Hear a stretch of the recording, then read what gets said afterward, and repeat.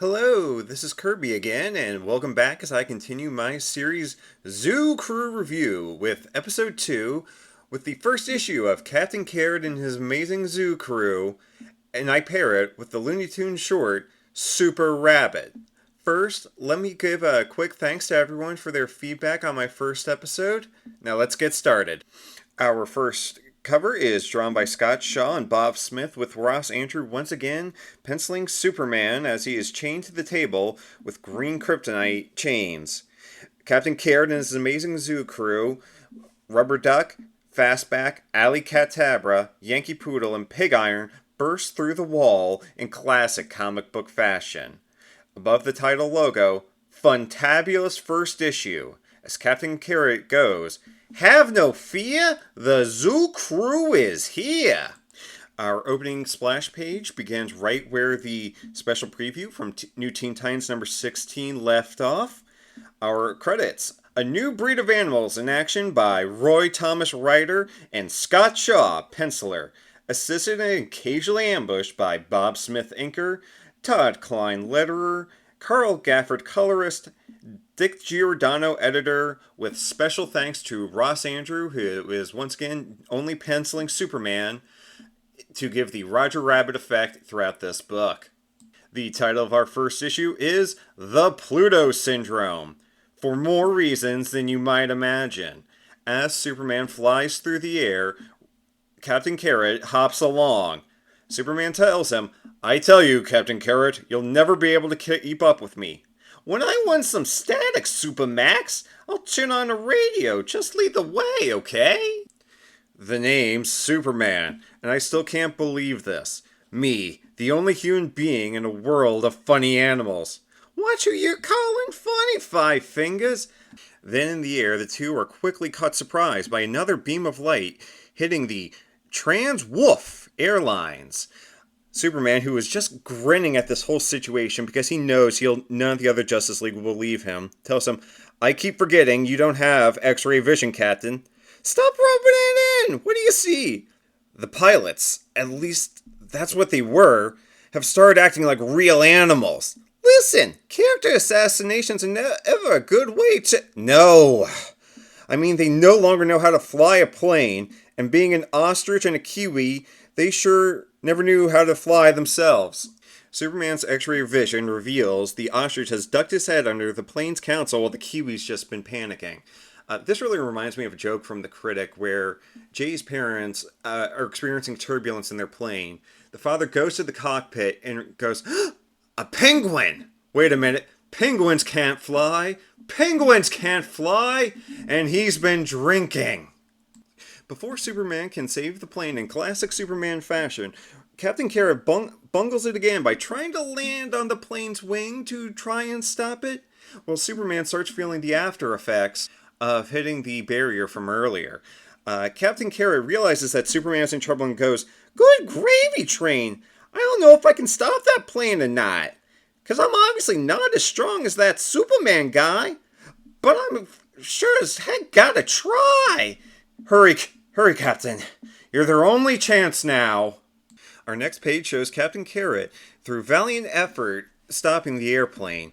It opens up with a series of panels of him sweating and then braking before nearly passing out as he stops the airplane just inches away from crashing into the airport. He quickly realizes that his feet have dug square into the ground to stop the airplane, with a really good bit depicting his handprints still embedded into the plane's nose cone. As Superman then arrives, Roger goes, "Well, we better get moving. You're starting to scare people." Then our next page is Captain Carrot and Superman recounting the events from the special in New Teen Titans number 16 as they then fly into the barrier. In space once again, Superman tries to break through but is quickly ricocheted back by the barrier like an elastic band.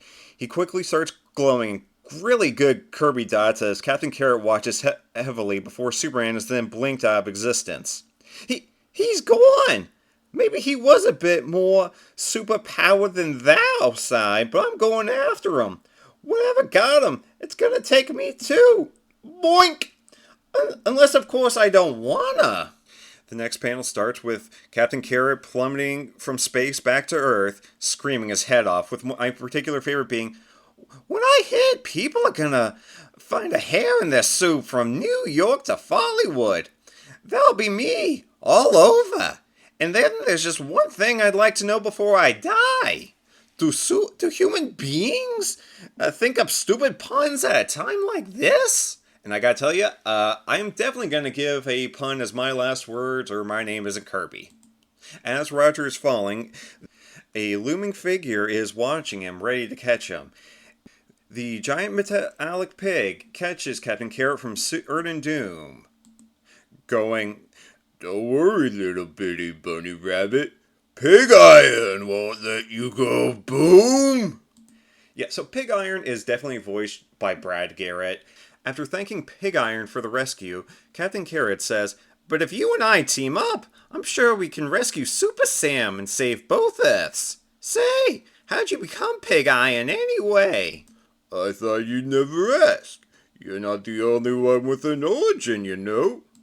Pig Iron reveals his secret identity to be Peter Porkchops, created by Otto Fever, first appearing in Leading Comics number 23. And folks, I am not an expert in DC's funny animals, so if there are any ones that you recognize that I don't, please let me know, because I do want to find out more.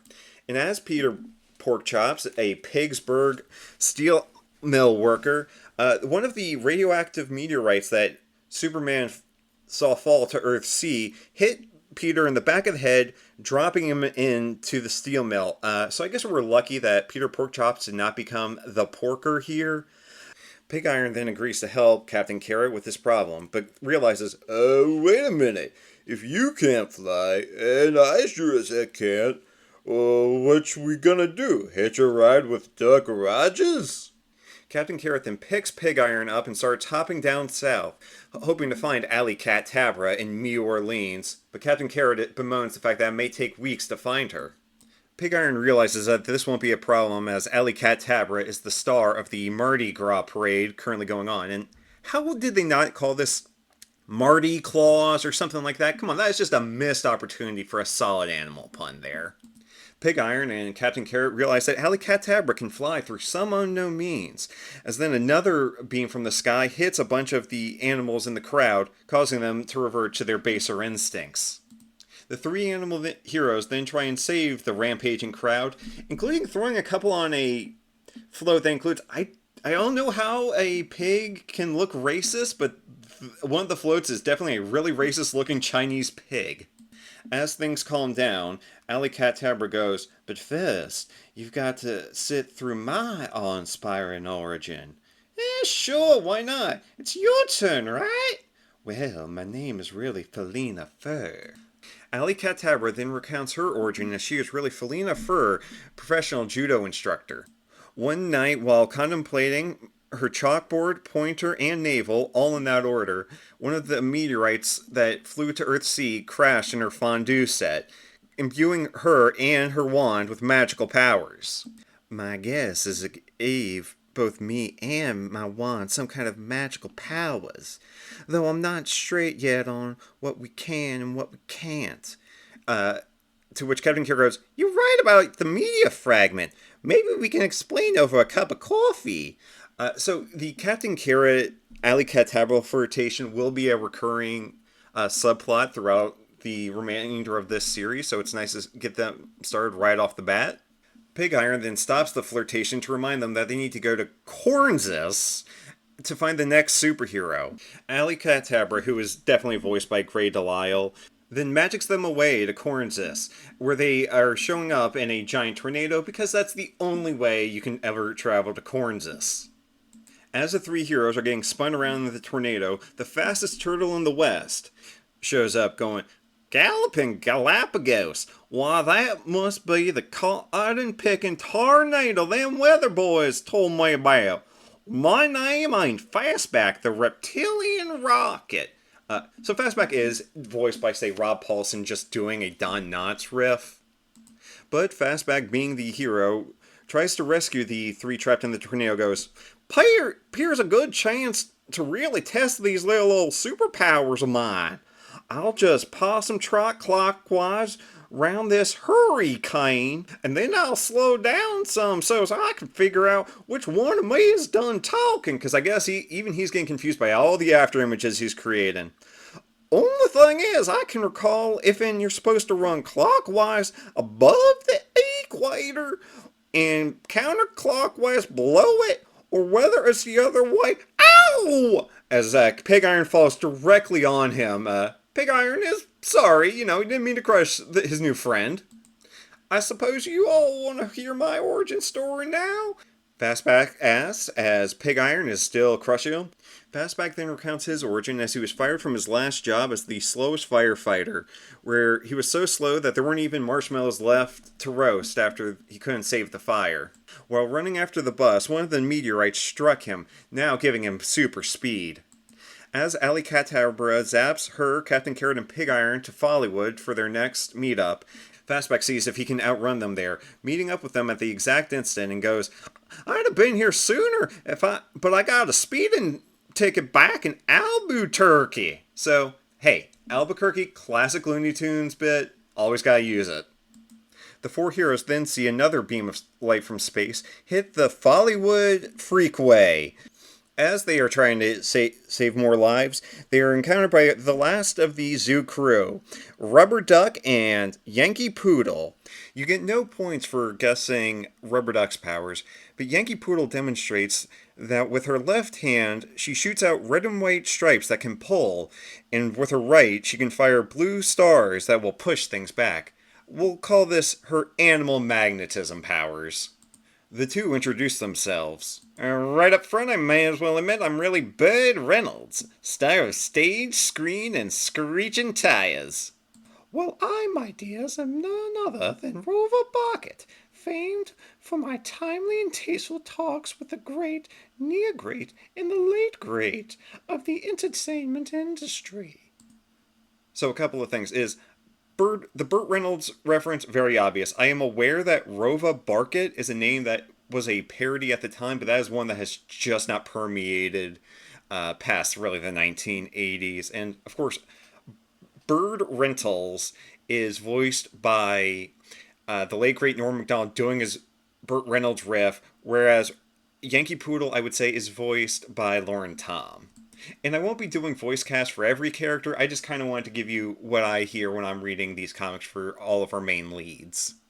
Thankfully, we get a 2-for-1 origin story with both of them, as Yankee Poodle was interviewing Rubber Duck at his Bel Airedale home, with the last two meteorites striking Yankee Poodle in the head and landing in Rubber Duck's jacuzzi.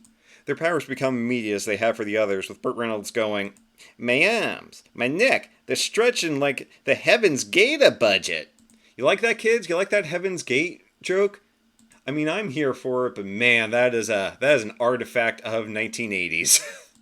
Yankee Poodle tries to call for help, first blasting the phone, and then tearing it out of the wall with her animal magnetism powers. Back in the present, Yankee Poodle and Rubber Duck show off their new costumes. So Yankee Poodle's costume was basically stolen by Stargirl, which I think makes perfect sense because Courtney Whitmore, I totally picture as a little kid either reading or Captain Carrot comics or watching a cartoon of them and going, I'm going to do that when I'm Star Spangled Kid. After all the introductions are in order, Ali Catabra is able to magic them up into space to try and get through the barrier from earlier. As they hit the barrier, Ali Catabra goes, "No, it's an invisible magical barrier, like one that might have been created by a mystic yogi." Cabber and cabbage, you mean it's a yogi barrier? That is absolutely my favorite pun in this whole issue. You just kind of can't beat a stupid forced pun like that in a comic like this. The six are then zapped away like Superman was. They're zapped to the planet Pluto. It might have been too much to have it shaped like a dog's head even for this comic, but hey, what are you gonna do? As the Zoo Crew are trying to get their bearings, Yankee Poodle points out, "Pardon me, darlings, but could he possibly be behind the steel door over there?" As they're looking for Superman. They then burst through the wall, recreating the cover with Superman still chained to green kryptonite chains, as a mysterious tentacle is pointing a ray gun at the Zoo Crew. Finally, I think you found him, Yankee Poodle. Come on, guys. We're going in like fangbusters. Have no fear, Pinky. Captain Carrot and his block-busting buddies are here. Chained up, Superman just bemoans, "Great Krypton, what next?" As Rubber Duck takes notice of the creature threatening him. "But what in the name of plastics is behind him?" "I'm not a what, you feather-brained fool. I am a who. Starro the Conqueror, to be precise. Destined master of the universe. Overlord of this cosmos. And future sergeant-at-arms of every Kiwanis club in Rhode Island. To accomplish this task, I must now destroy all of you, as well as the Man of Steel. But first, I will tell you how I came to be in your universe, as well as why I intend to use my space ray to revert every animal on your Earth." Starro gives us the last origin of this story as he recounts the first appearance of the Justice League of America from Brave and the Bold number 28, eventually revealing that one of his tentacles got cut off and ended up in Earth C, where he decided it was easier to take over this planet, but the funny animals reminded him too much of the humans of Earth 1, so that is why he has decided to revert them to their baser animal instincts to easier conquer the planet. Superman then gives an idea as to how all of the Zoo Crew got their powers. "The glowing meteor I brought along, though somehow caused Starro's energy output to interact with my own Kryptonian energies. And that's what gave you and the Zoo Crew of yours superpowers."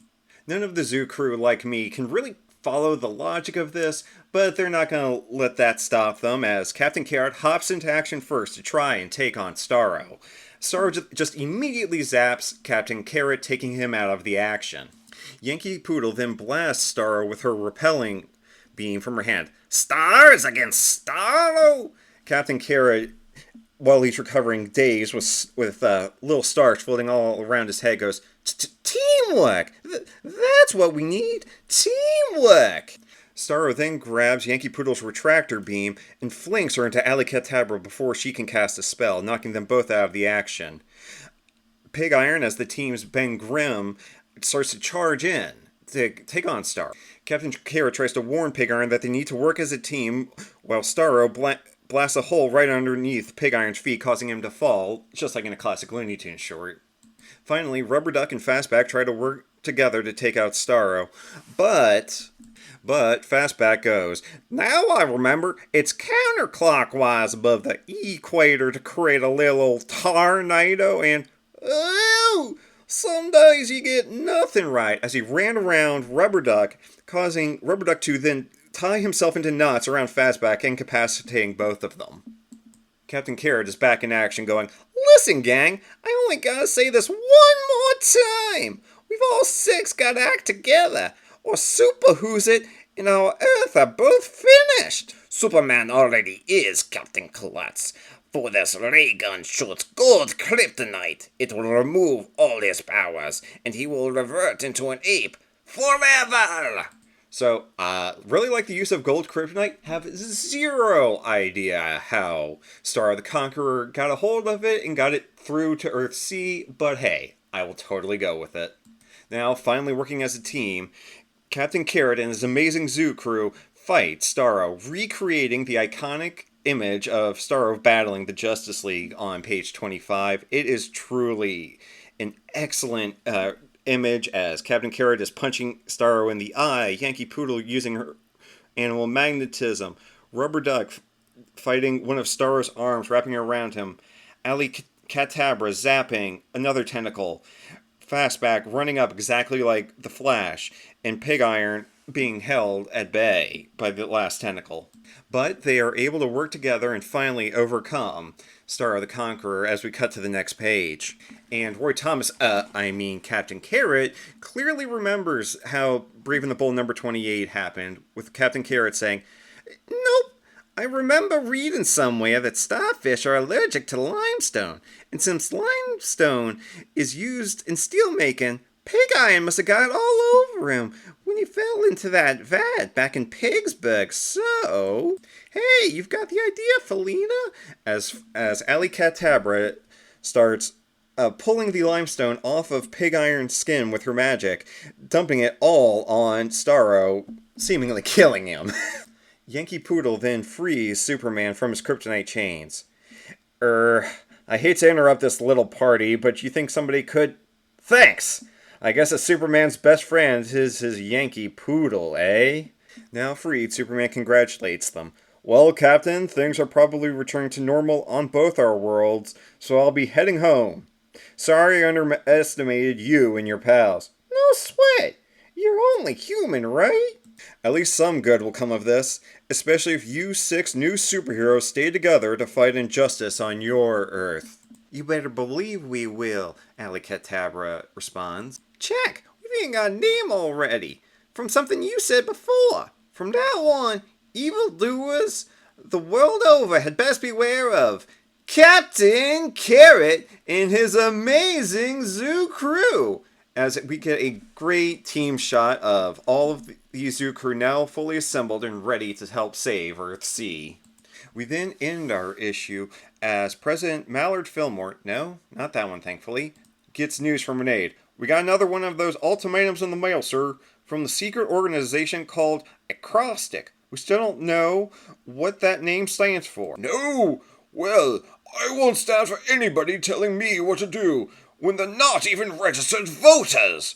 Tell the FBI to find a way to spy on them somehow, because any group or any nation that can successfully be spied upon can be defeated. I'm just gonna let that little bit of political commentary just kind of speak for itself. While President Mallard Fillmore is ranting, and his image is on a view screen in unknown location, going with the mysterious figure going, "How true, President Mallard Fillmore. How very, very true." So this issue ends with a complete, "I'll get you next time, Gadget." On the bottom of the page, we have a confused Captain Carrot munching on a carrot with the words, "Next issue, a certain, really ominous secret thing, inevitably christened Acrostic, plus the mighty menace of the mammal called Armadillo." I cannot imagine how long it took Roy Thomas to come up with just even that, non-canon pun to fit that acronym.